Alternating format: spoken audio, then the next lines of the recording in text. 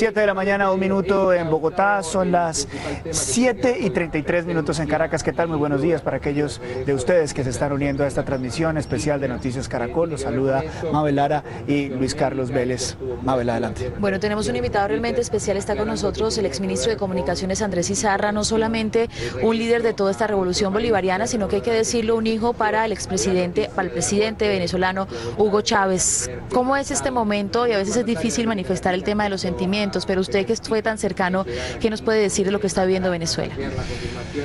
Bueno, Venezuela yo creo que está muy conmovida, ¿no? Está sumida en un profundo dolor y en ese dolor, en una profunda reflexión por el legado pues, que nos deja el presidente Chávez. Hemos visto una manifestación de amor, de la siembra que Chávez ha dejado, un homenaje masivo que se le ha dado al presidente Chávez que ha desbordado todos los pronósticos. Nunca en los escenarios más extremos nadie de verdad sinceramente predijo o previó una manifestación de amor y una cantidad de gente tan masiva, tan grande como la que hemos vivido en Caracas en estos 2 días, a tal punto que hubo que prolongar las exequias del presidente Chávez y yo estoy seguro que si lo dejamos para que el pueblo lo vea otra semana más o un mes más, Caracas va a seguir colapsada de gente homenajeando al presidente Chávez. El amor que él dejó entre nosotros, la siembra fue muy profunda. Otra de las cosas que va a pasar hoy, doctor Izarra, para la gente en Colombia, es que después de todo este proceso, los honores presidenciales que se van a hacer al presidente Hugo Chávez, a las 7 de la noche, Nicolás Maduro va a ser juramentado. ¿Por qué se hace un día como hoy?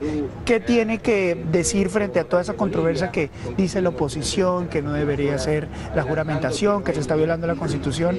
¿Por qué se teje todo esto político en momentos de tanto dolor en el país?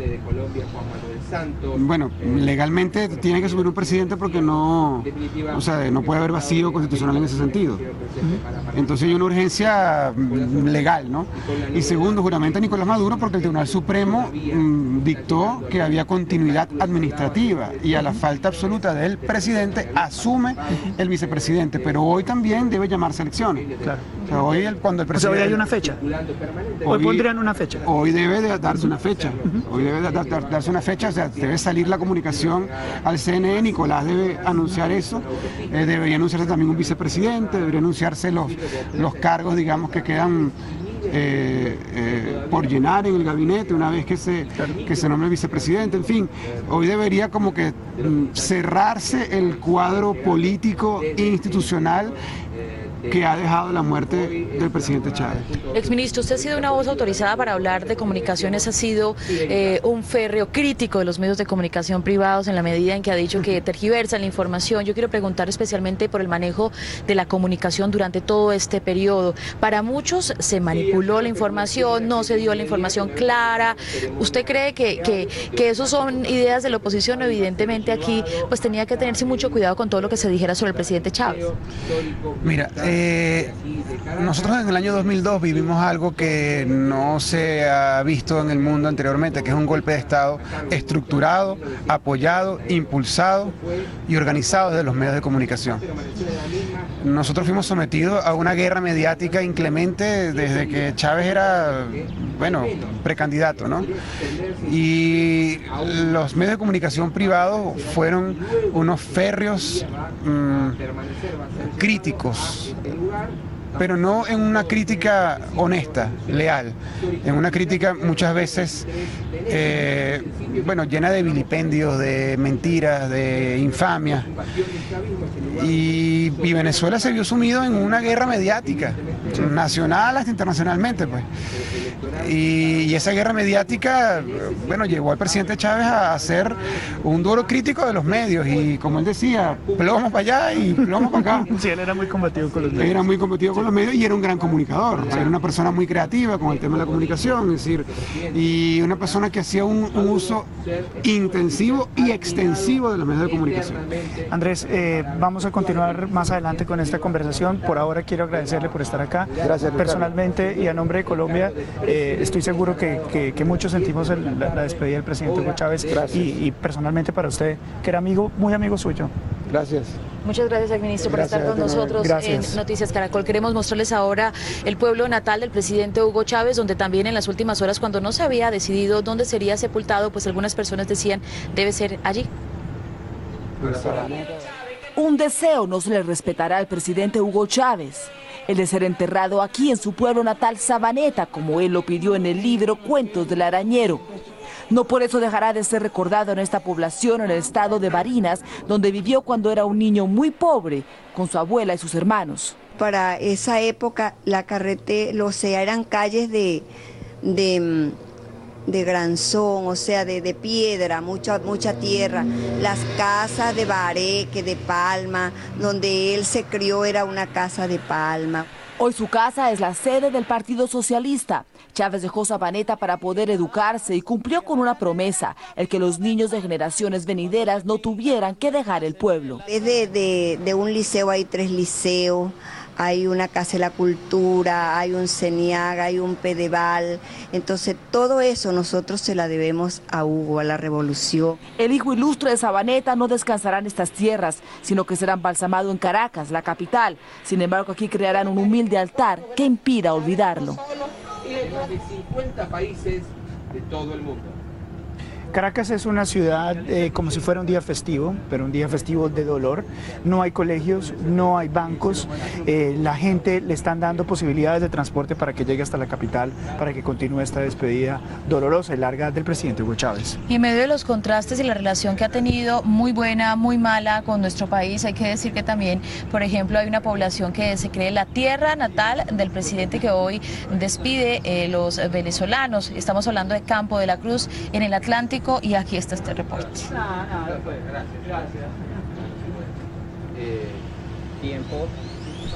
Pues les cuento que aquí en el municipio de Campo de la Cruz, los habitantes dicen que también han sentido la muerte del presidente Hugo Chávez, tanto así que, como podemos observar, le han armado un altar. Podemos observar que hay 2 pendones con la imagen del presidente fallecido, le tienen velas, le tienen también ramos de flores y muchas personas que han llegado aquí a acompañar, a solidarizarse con la muerte del presidente venezolano. Este altar está ubicado aquí al frente de la iglesia municipal de Campo de la Cruz, donde hay muchas personas que dicen que se identifican con el chavismo. Héctor Arce es uno de ellos. Don Héctor, ¿ustedes han sentido mucho la muerte del presidente? Sí, señor, nosotros sentimos el fallecimiento de nuestro comandante, presidente Hugo Rafael Chávez Frías. Sin él, bueno, estamos huérfanos, porque Campo de la Cruz y su economía depende de Venezuela, y bueno, con el acompañamiento de nuestro presidente Hugo Rafael Chávez Frías. Bueno, la gente dice que depende la economía de este pueblo, del vecino país, porque cerca de 15.000 habitantes de Campo de la Cruz se encuentran en estos momentos en Venezuela, unos trabajando, otros estudiando, y dicen que los jóvenes, una vez terminan el bachillerato, se van a Venezuela a iniciar sus estudios universitarios. Por eso hoy ellos dicen que sienten mucho la muerte del presidente Hugo Chávez y tienen muchos actos, así como este, organizados para homenajear al presidente de los venezolanos que ha fallecido. Muy interesante, Argemiro, qué interesante ver esa situación en Campo de la Cruz, en nuestro país. Una de las preguntas más importantes que se hace la gente actualmente, no sé si más importante puede ser el adjetivo más correcto en el momento, pero una de las preguntas más comunes que se hacen en este momento es cómo se está haciendo para que el cuerpo del presidente Hugo Chávez se mantenga, porque ya lleva unos días y se va a extender el tiempo en el cual la gente lo va a poder ver. Aquí hace mucho calor, está en un recinto cerrado, es una pregunta bastante al lugar. Bueno, algunas personas dicen que ya empezó el proceso de embalsamamiento, sí, y que esto es una técnica muy sencilla, básicamente se da a través de una vía de la persona que fallece, un porcentaje de formol, que es distinto a la persona que va a estar pocos días expuestas. Bueno, realmente uno no conoce mucho del tema, Luis Carlos, por eso en el estudio tenemos a un experto para que nos explique qué es realmente lo que se le va a hacer al presidente Hugo Chávez, o si ya se le hizo. Juan Diego, Vanessa.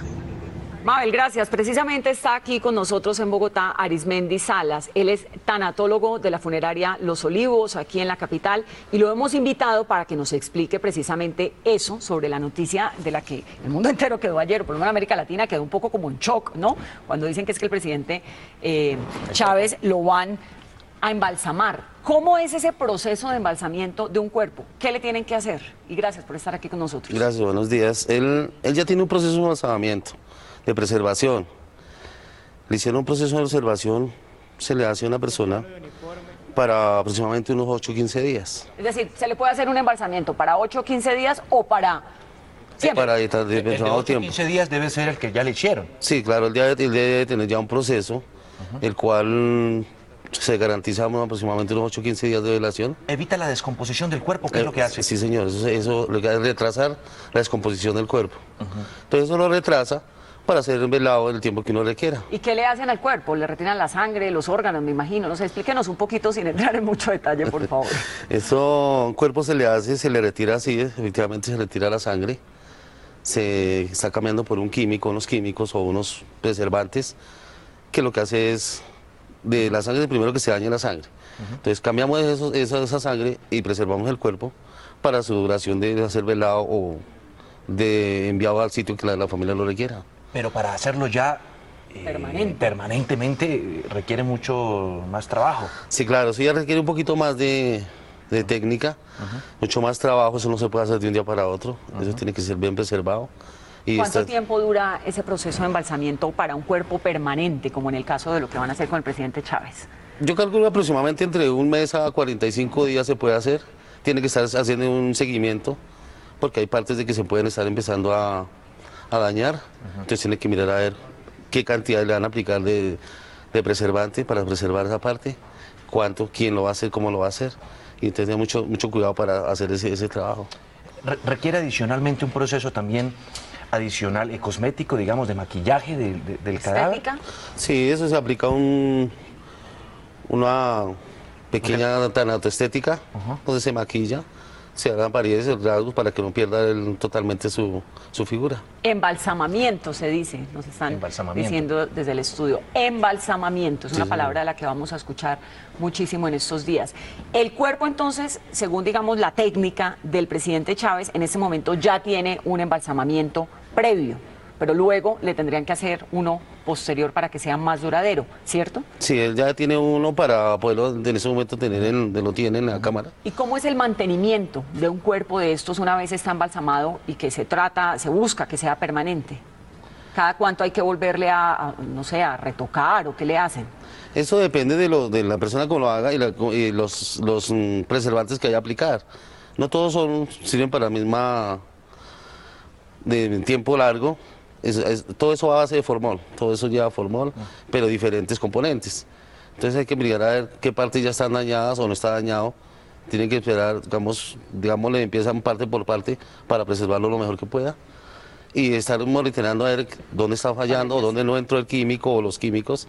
Entonces esa parte mirar a ver cómo se preserva. Para ir a hacerle un mantenimiento, claro. Eso es interesante. Tal vez recordarle a nuestros oyentes, Lenin, Mao Zedong, Ho Chi Minh, el líder de Vietnam, es decir, hay una coincidencia ahí entre los cuerpos. Evita Perón la embalsamaron, el cuerpo se lo robaron y lo tuvieron después que enterrar. Hay una coincidencia y son los líderes del comunismo, del socialismo en el mundo que han sido embalsamados. Muchas gracias por esta entrevista, por ayudarnos a entender todo este proceso. No, señora, mucho gusto.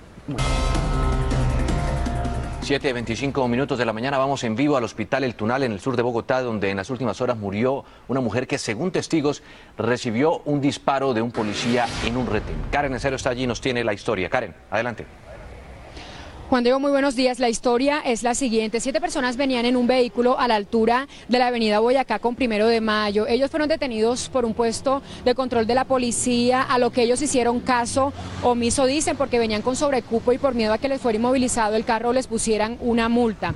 Dicen estas personas que fueron perseguidos varias cuadras por la policía, por 2 hombres de la policía, quienes al parecer dispararon contra el carro. Allí una mujer resultó gravemente herida y perdió la vida en las últimas horas aquí en el Hospital El Tunal. Hace pocos minutos hablamos con testigos del hecho. nosotros entramos directamente a Kennedy para que las personas que estaban en el carro se bajaran del carro y no tener sobrecupo. Cuando ya íbamos a arrancar, yo paré un segundo porque yo estaba muy nervioso, yo estaba muy asustado. A la hora que yo paré, yo saqué el carro donde lo tenía parado y venía una moto de frente. Entonces yo por evadir la moto, di la vuelta por una cuadra y ahí apenas di la vuelta, el policía nos disparó. Un policía mató a una persona de bien, a una niña con sueños.